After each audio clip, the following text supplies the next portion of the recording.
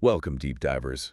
Today we're going to plunge into a topic that, well, it truly hits home. It impacts the very fabric of personal freedom and the intricate relationship between you, the individual, and the state in this increasingly digital age. It really does. Imagine, just for a moment, your phone, right? Your messages, your location history, maybe even your most private financial data, all of it potentially accessible to the state.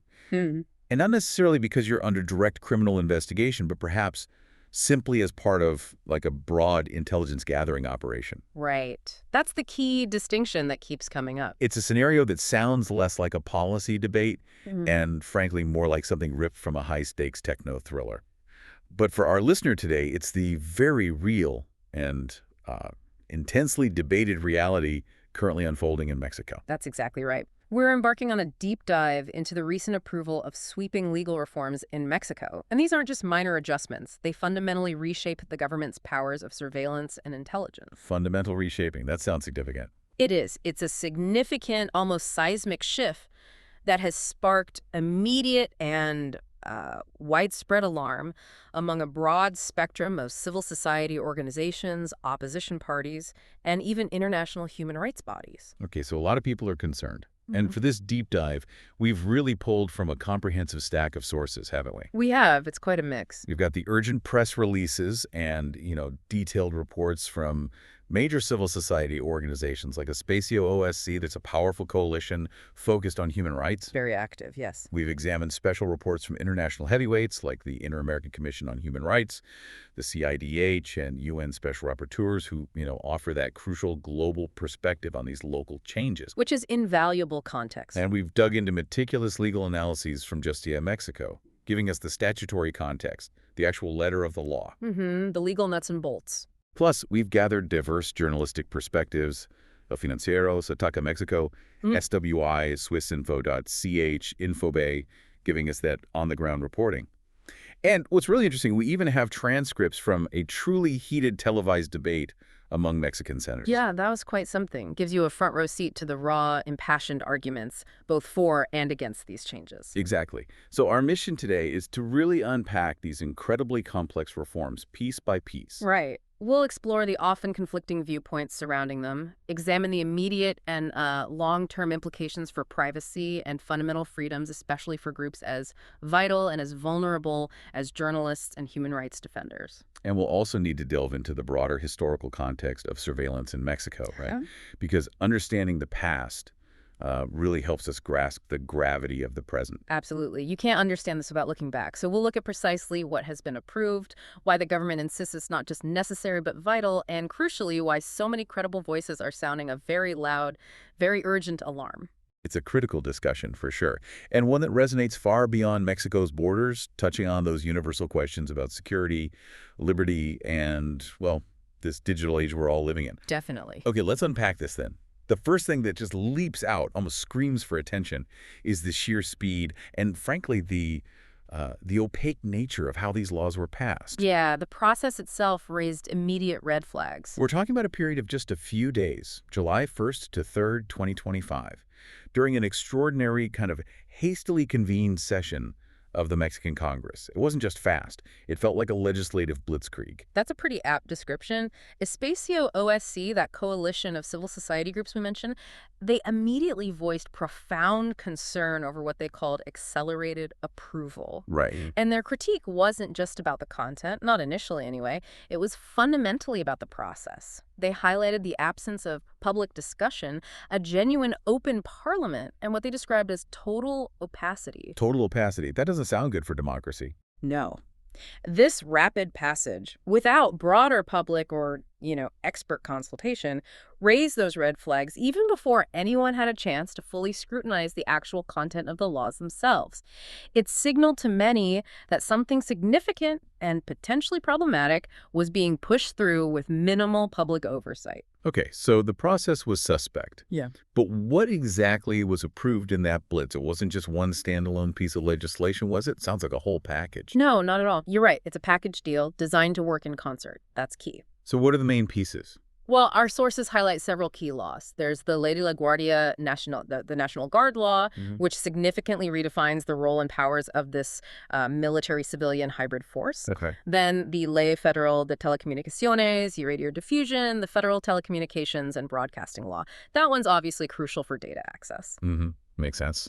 We also saw changes to the Ley General del Sistema Nacional de Seguridad Pública, the general law of the National Public Security System, which sort of broadens the security apparatus. And modifications to the Ley General de Población, the General Population Law, potentially impacting identity data. Right.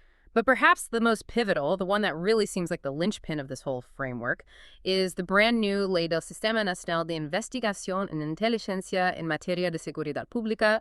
That's the National Research and Intelligence System in Public Security Law. Wow, that's a mouthful. So when you stitch all these pieces together so quickly, how do they create such a sweeping and, as you said, alarming shift? It's precisely the cumulative effect, the synergy between these laws. That's what's so concerning to critics. It's not just the sum of the parts. It's how they interact to form a completely new, vastly expanded state surveillance architecture. Can you give an example? Sure. Like, the changes to the National Guard law don't just give them more boots on the ground. They explicitly grant military and intelligence bodies, think SEDINA, the Army, and the CNI, the National Intelligence Center, expansive intelligence capabilities. So mixing military and intelligence gathering. Exactly. It marries traditional policing with what amounts to military-grade surveillance powers. Then the telecom law, of course, becomes the essential backbone for getting that data, accessing the very infrastructure of modern communication. Right. And that new National Research and Intelligence System law, maybe the most critical one, it formalizes and centralizes this whole new intelligence ecosystem. It establishes a framework that critics argue basically legalizes practices that were previously in a gray area or maybe even illegal. So it's a comprehensive package designed to give a whole range of state actors unprecedented reach into our digital and personal lives. That's the fear, yes. Unprecedented reach. So who exactly gets these vast new powers? And maybe more importantly, what kind of data are we actually talking about here? Because the scope, it seems almost unbelievably broad. It touches nearly every aspect of a person's life. You're absolutely right to highlight that. The range of personal data these agencies can now potentially access is, frankly, breathtakingly extensive. Like what? Well, it includes highly sensitive biometric data, think fingerprints, facial recognition scans, maybe even iris scans. Then there's all your banking and fiscal data, basically a detailed map of your financial life. Wow. Add to that telecommunications data, your call records, who you message, your communication patterns, and perhaps most controversially, real-time geolocation, the ability to track your mobile device's precise location as you move at any given moment. Real-time tracking. Real-time tracking. But it goes even further. Medical data, internet navigation metadata, essentially a record of your online browsing habits, and even data on vehicles, real estate, land ownership, commercial activities. It's a truly comprehensive picture, isn't it? Far beyond what you might normally associate with a specific criminal investigation. This isn't just about catching one bad guy. It feels like building a digital profile of everyone. That's precisely the concern articulated by many critics. It shifts from targeted investigation towards potentially broader population monitoring. It's not just about accessing this universe of information, but also about how it's all managed and brought together, right?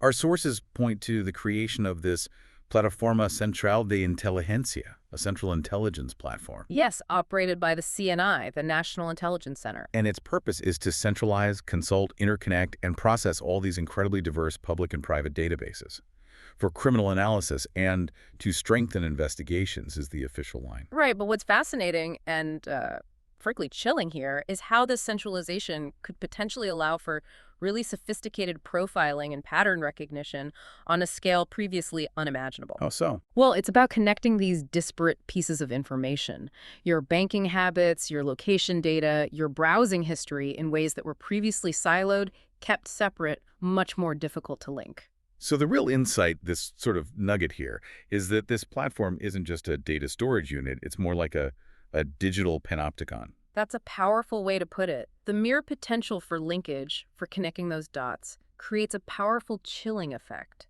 It blurs the lines between reacting to specific crimes and proactively seeking out patterns that might suggest future activity or even dissent.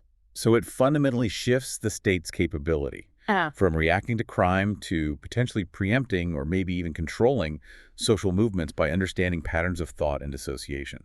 that's the deep concern, yes. It represents a single point of immense power and potentially immense vulnerability for abuse. Okay, let's zero in on one specific area that keeps popping up as a major point of contention, and it has a really troubled history, Mexico.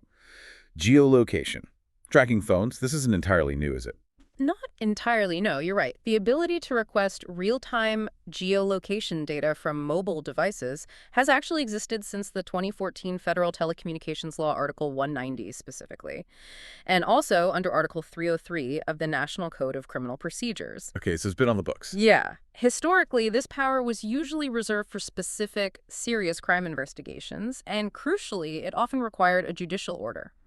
Think high-stakes situations like kidnapping, where a person's life is directly at risk, and immediate tracking could be critical. So the concept itself isn't novel.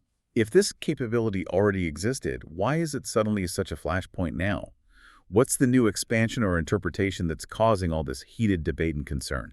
This is where we get into the real legal tightrope walk and the deep contention. The new reforms are contentious precisely because of how they might expand this capability, or, maybe more accurately, how the opposition interprets that expansion. Opposition parties argue vehemently that these new laws allow for real-time geolocation without a judicial order in certain scenarios, particularly when the activity falls under the broad umbrella of intelligence rather than a specific criminal investigation. Right. That distinction again. Intelligence versus investigation. Exactly. They see intelligence as this largely unregulated category that could, in effect, bypass the traditional judicial oversight that applies to actual criminal investigations. They see it as a potential wide open door for tracking without a judge's okay.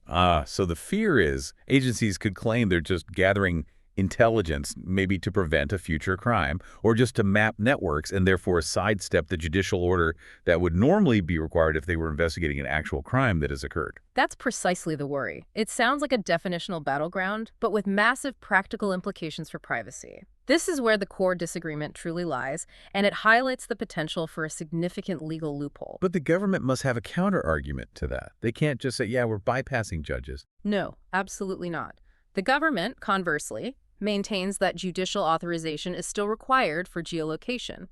They assert that the new law retains the same language as the 2014 law. Same language, okay. They insist the safeguards are inherently built into the existing legal framework, and that Article 16 of the Mexican Constitution, the one guaranteeing privacy, remains supreme. So they're saying nothing to see here. The rules haven't really changed on judicial oversight. Pretty much. But the opposition strongly disputes that interpretation.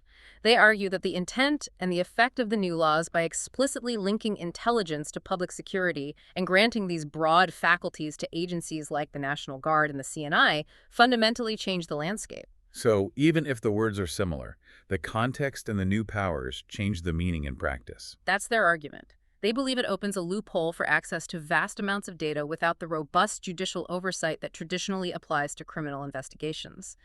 This fundamental disagreement on judicial oversight for geolocation is a central and deeply worrying part of this whole spy law debate. It really boils down to that difference between targeted, judicially controlled action and broad, proactive information gathering, potentially without that check. Exactly. That's the heart of the matter for many critics. Okay. So on the other side, we have the government presenting a very different picture. They're arguing these expanded powers are absolutely essential for national security and public safety. From their perspective, these aren't oppressive tools, but vital instruments. What are their main justifications? What problem are they claiming to solve? Well, their primary argument, and you hear this articulated forcefully by government officials and ruling party senators, is that these new powers are nothing less than essential tools to reinforce national security and combat the most severe crimes plaguing Mexico. And they list specific crimes. Oh, yes. They frequently cite grave issues like kidnapping, rampant drug trafficking, extortion, organized crime, terrorism. The narrative they present is pretty clear and, compelling on the surface. These laws are designed to give the state the necessary teeth, the proactive capabilities to fight increasingly sophisticated and dangerous criminal organizations that threaten the nation's stability. It's framed as a fight for public safety. And it sounds like they're emphasizing a shift, right? From just reacting to crime after it happens to a more proactive, preventative approach, moving from cleanup to prevention. Precisely. The concept of proactive prevention is absolutely central to their rationale. The idea is that enhanced intelligence capabilities allow authorities to act before a crime is committed, to disrupt plots, dismantle criminal structures before they can inflict harm. And that requires broader information access, they'd argue. Exactly. They argue it necessitates access to broader information streams, a clearer picture of potential threats.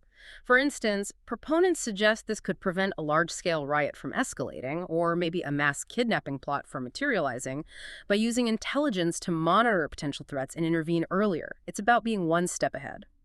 Do they point to any sort of tangible past successes or operational victories to back this up, to show this proactive approach actually works? Yes, they do. Proponents are quick to highlight what they see as impressive, tangible results achieved since previous constitutional reforms first introduced intelligence as a core faculty of the SSPC, the Security Ministry. What kind of results? They cite figures that, sound quite compelling. Seizure of over 13,000 firearms, a staggering 180 tons of drugs, 25,000 arrests related to organized crime, dismantling nearly 100 drug labs. Those are big numbers. They are. And they frame the new laws not as some radical, untested departure, but as a necessary, logical step to institutionalize and strengthen what they assert has already been a successful public security policy. From their viewpoint, these laws just codify and enhance effective strategies already in motion. Okay.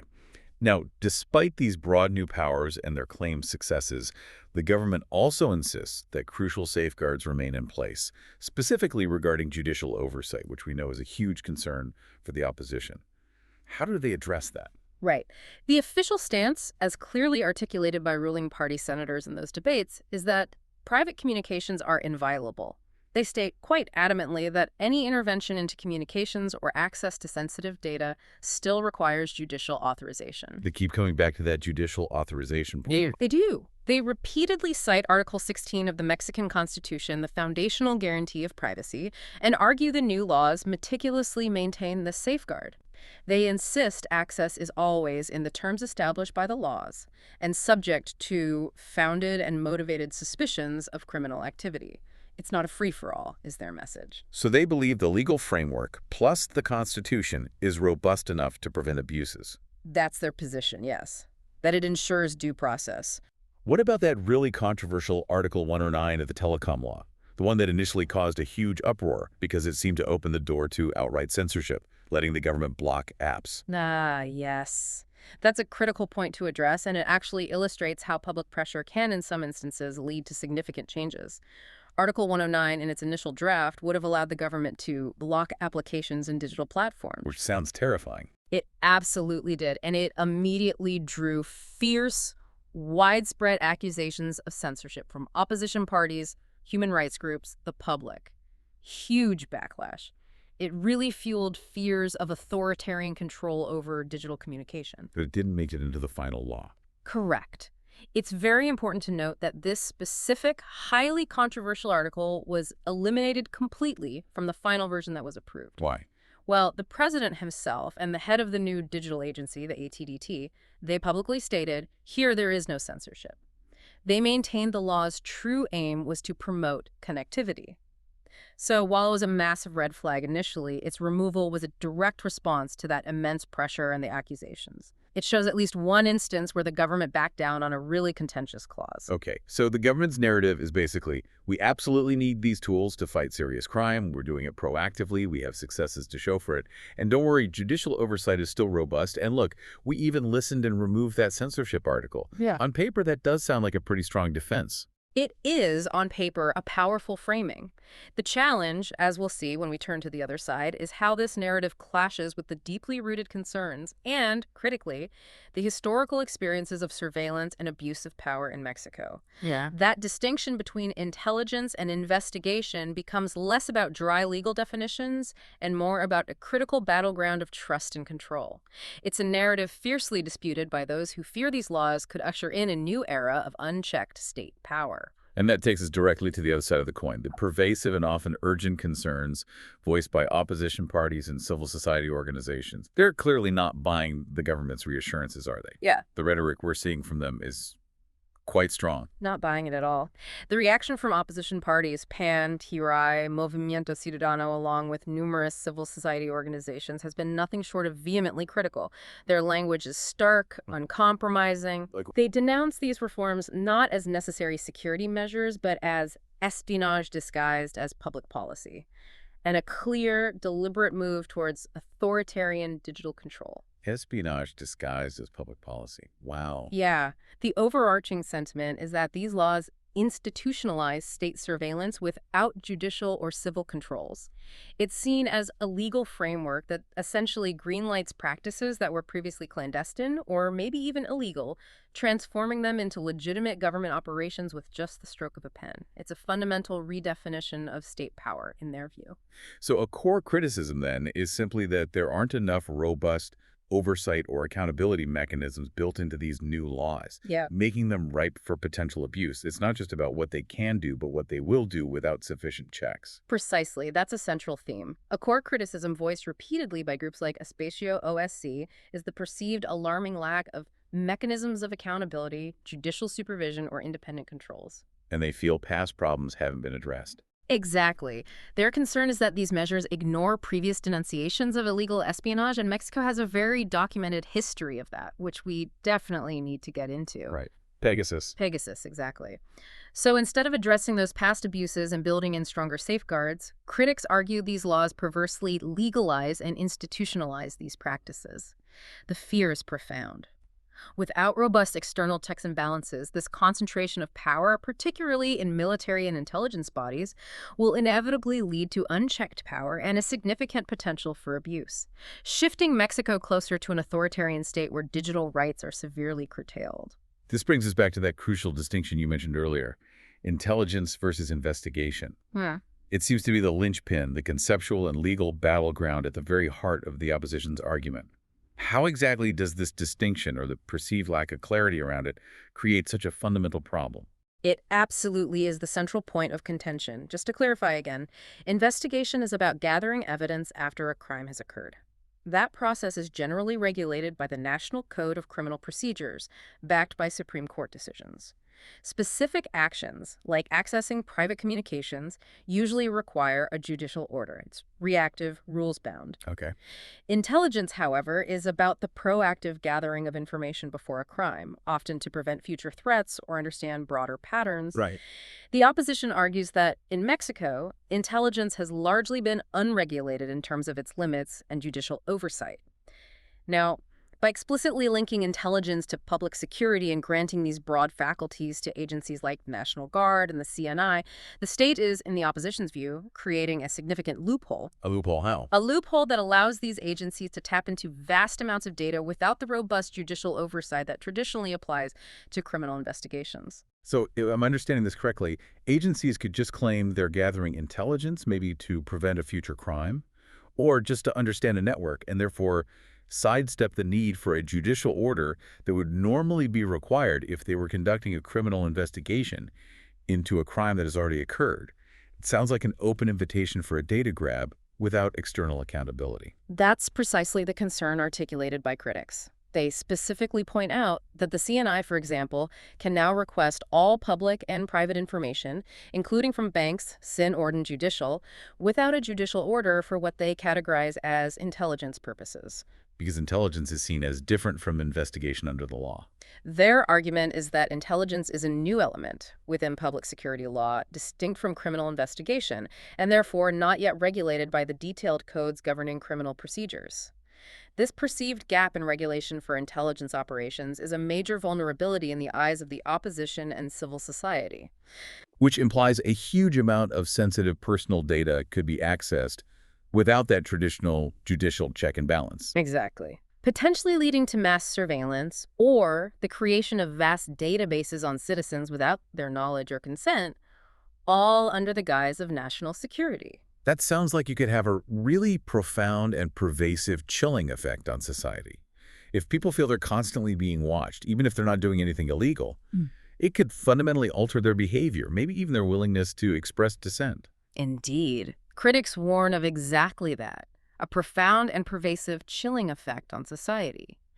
The argument is that citizens, under the constant potential threat of state surveillance, may begin to auto-censor themselves. How so? They might think twice before attending a protest, maybe significantly reduce their social media activity, or even change how they talk in private conversations, all for fear of reprisals, or simply because they don't want to end up on some government watch list. It's the perception of being watched. Exactly. This phenomenon, they contend, is typical of authoritarian regimes, where self-censorship becomes a norm, not out of explicit coercion, but out of the mere perception of omnipresent state scrutiny. The subtle shift from freedom to speak to freedom to speak without being observed is a profound one. And there's particular heightened concern about how this directly impacts already vulnerable groups, right, like journalists and human rights defenders.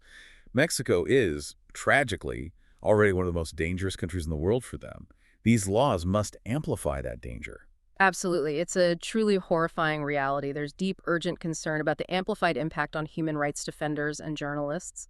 Mexico is, as you noted, consistently described as one of the most dangerous countries in the world for journalism and human rights defense. The statistics are just awful. They are stark, grim, and utterly heartbreaking.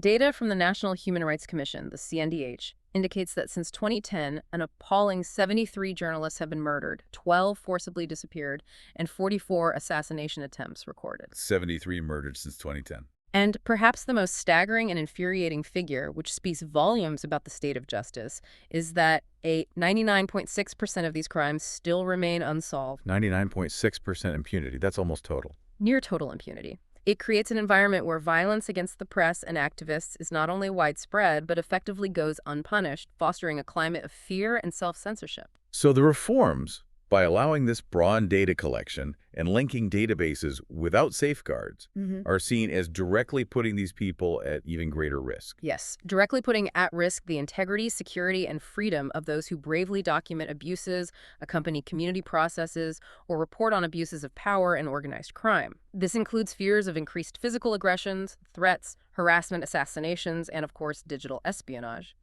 The existing dangers are already extreme. These laws are perceived not only as exacerbating them, but as providing a kind of legal veneer for targeting and silencing critical voices. So it's not just a theoretical concern about privacy. It's a very real fear for their lives and their ability to do their essential work. And beyond individual rights, there are also these broader concerns about the erosion of institutional checks and balances within the Mexican government itself.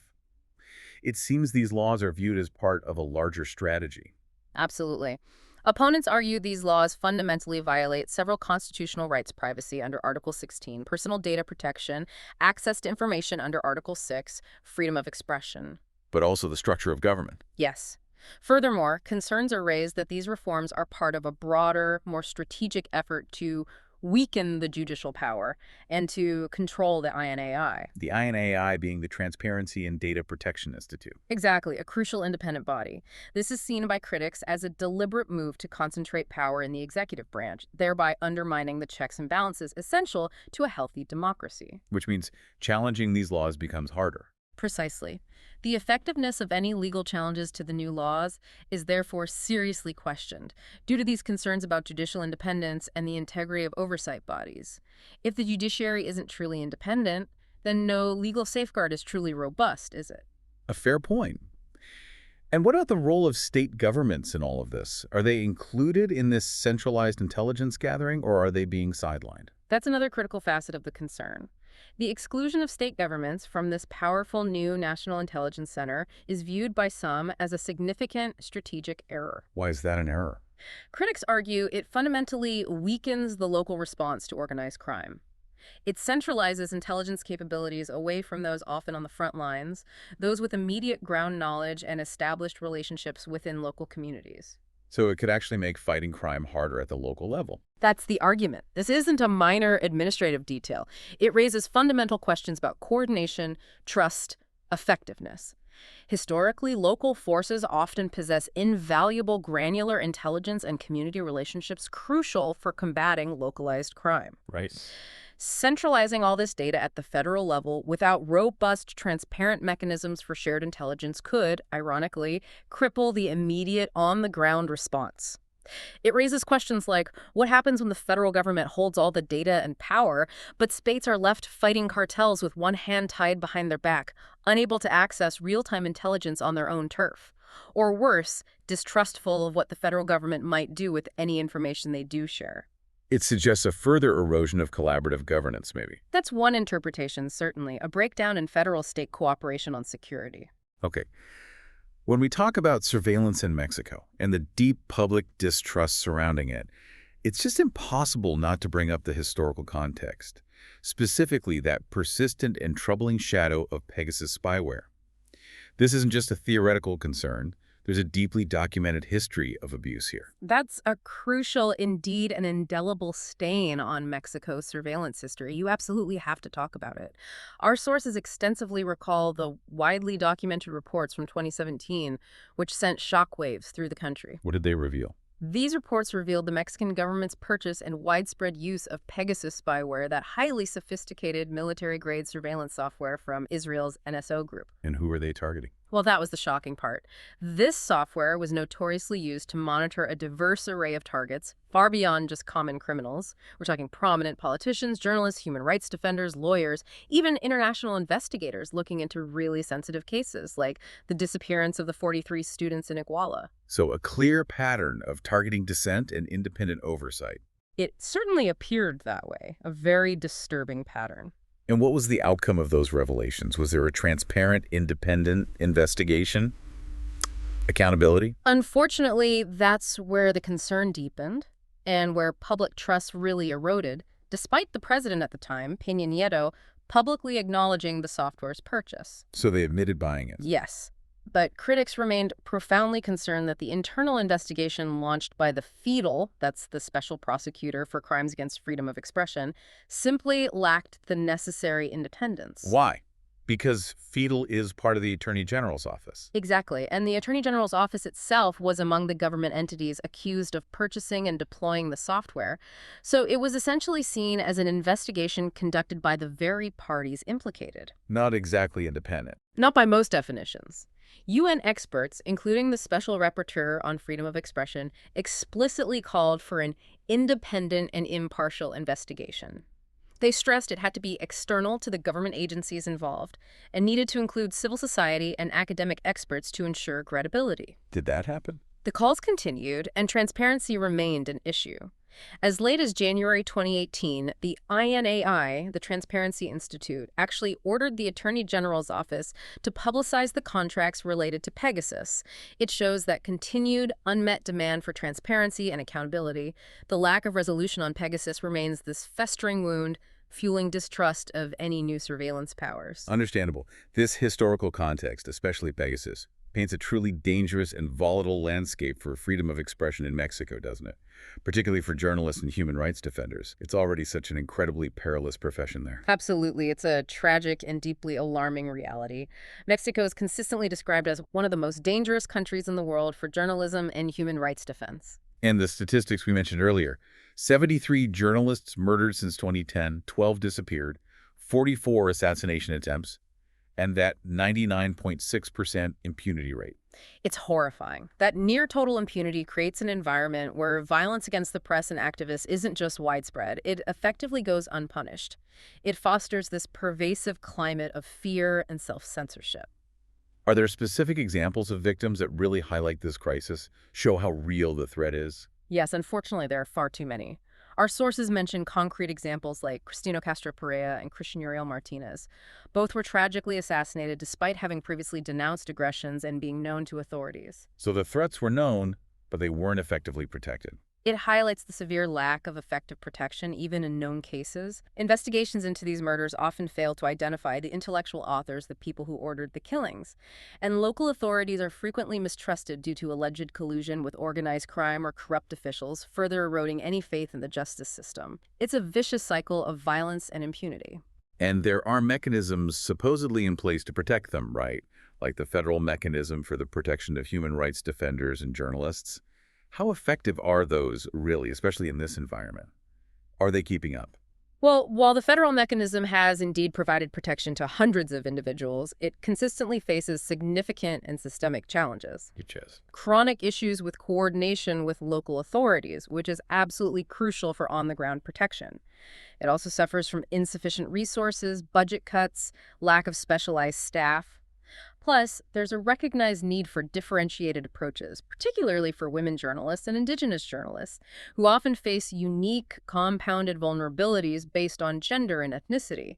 So the mechanism is struggling. It's facing major challenges, and the profound concern now is that these new expansive surveillance laws could further undermine or maybe even be weaponized against the already limited effectiveness of such vital protection mechanisms, making the work of defending rights and reporting truth even more perilous. Speaking of legislation impacting expression, our sources also mentioned a very recent and alarming development down in Puebla, this cyber harassment law.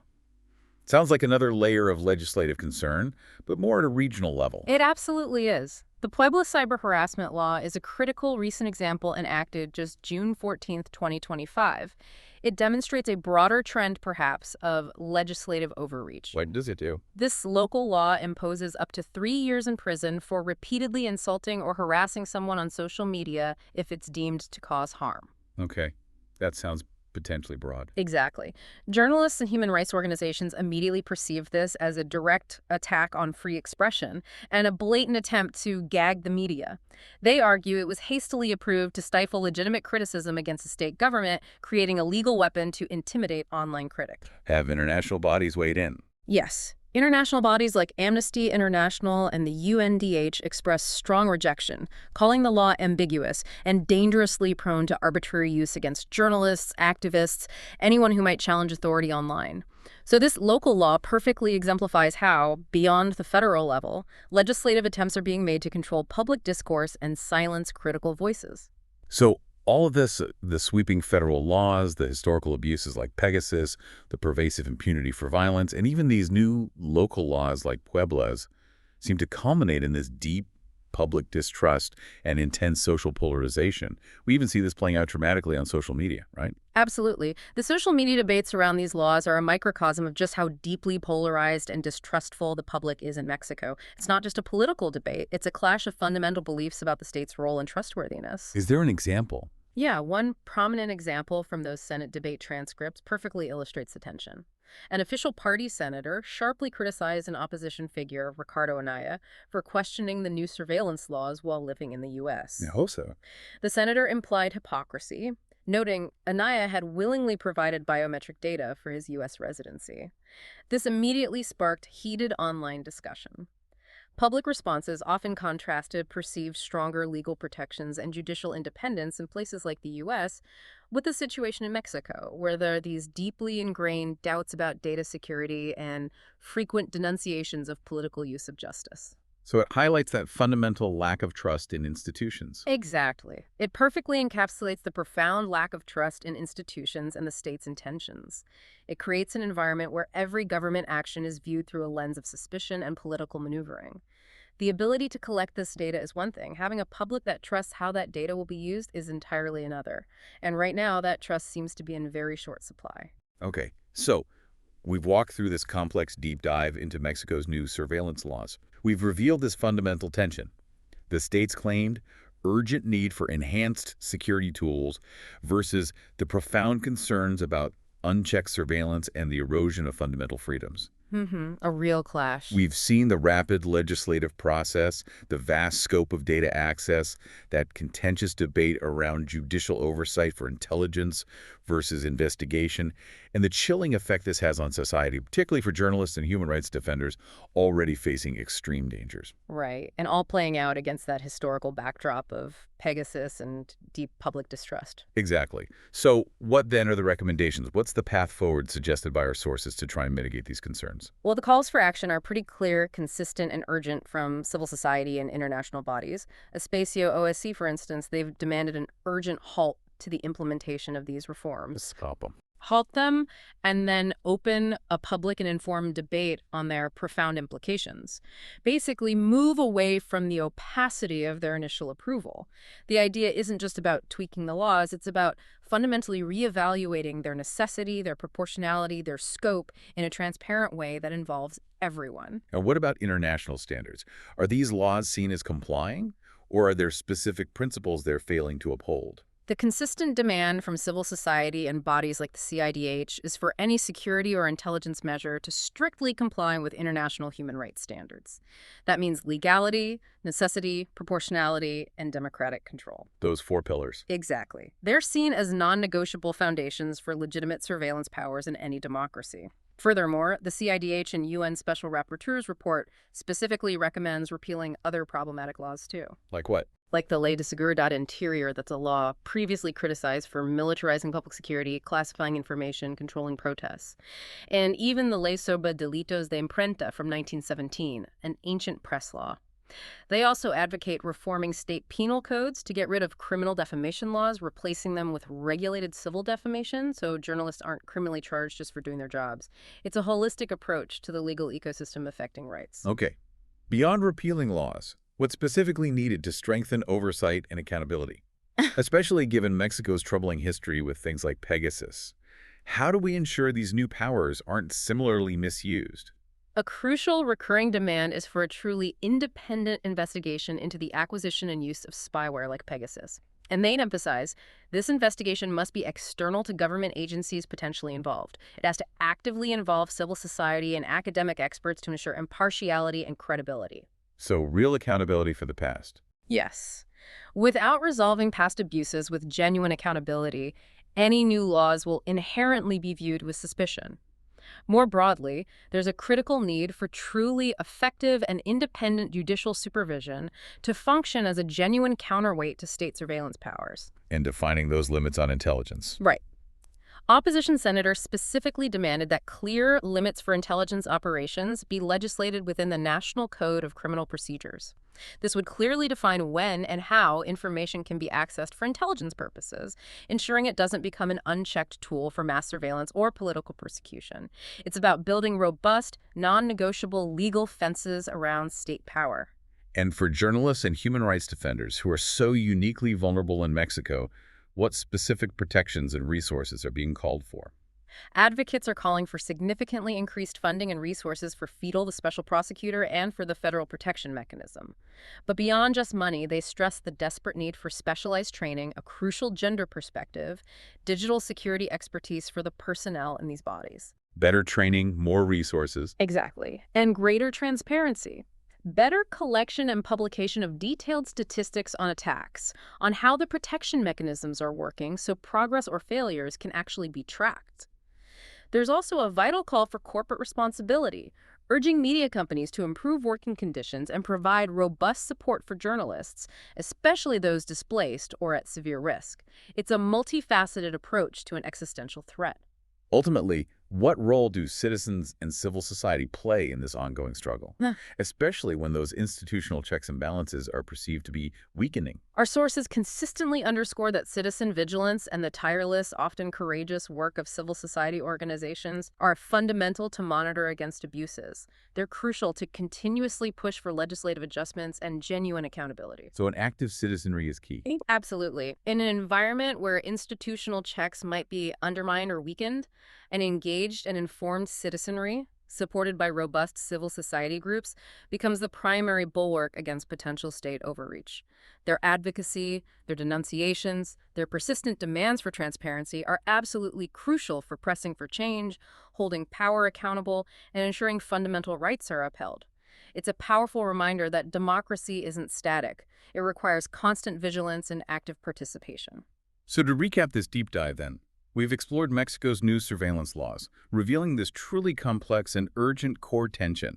On one hand, the states claimed vital need for advanced security tools to combat serious crime. On the other, profound concerns from civil society and opposition about unchecked surveillance and the insidious erosion of fundamental freedoms. That core conflict. We've examined the rapid, opaque legislative process, the truly vast scope of personal data now accessible, That contentious debate around the crucial distinction between judicial oversight for intelligence versus investigation, and the chilling effect this has on society, particularly for journalists and human rights defenders, Yeah. already facing extreme life-threatening dangers. Right, and all of that playing out against the historical backdrop of Pegasus and this deep, pervasive public distrust in state institutions. Exactly, and as you said earlier, this isn't just a story contained within Mexico's borders, is it? No, not at all. It's a universal challenge, really, one that many nations are grappling with.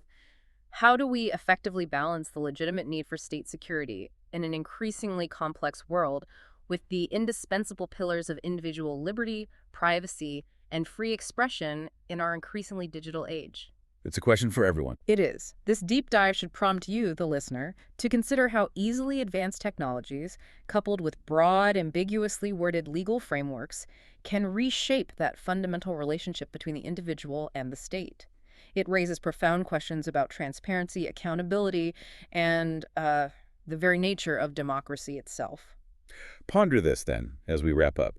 If a state's capacity for intelligence and surveillance is formalized and expanded to encompass virtually every aspect of our digital lives, our biometrics, our finances, our movements, our private communications, how might this fundamentally alter the very definition of privacy and even dissent in a democracy? Even if the intentions of those in power start out noble. That's the crucial question. What does it mean for a society when the very act of knowing you could be observed begins to silence voices, to curb public engagement, and to foster self-censorship, even without direct, overt intervention? This is a question not just for Mexico, but really for all of us navigating this increasingly connected, data-driven world.